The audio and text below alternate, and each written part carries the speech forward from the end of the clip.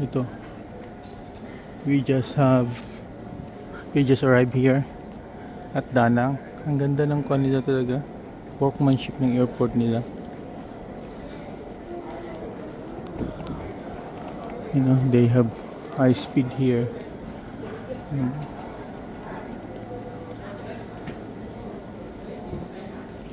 We just arrived here from Bangkok.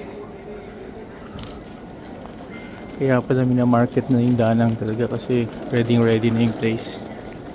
Even yung workmanship ng airport nila,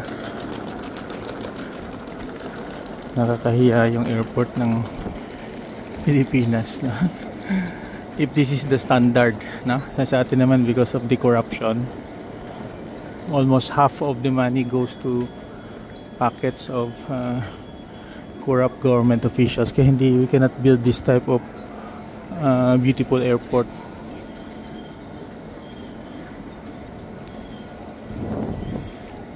Super world class talaga. Galing, no?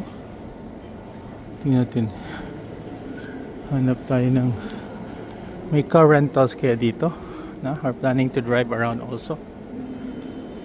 The workmanship, even the tiles, good quality. The chairs, hindi HP pa. Ang galing ng Vietnam talaga.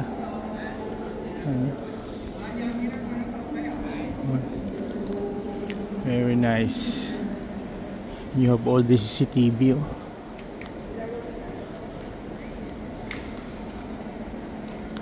Very impressive. Very impressive. Pagdating mo pa lang, so you can really recommend yung place.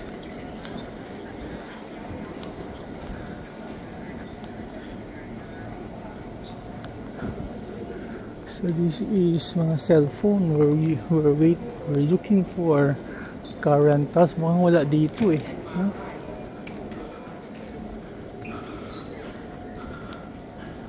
Nothing here. Okay.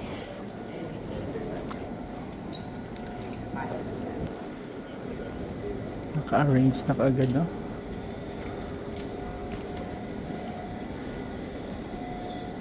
Yung pagkagawa, ha?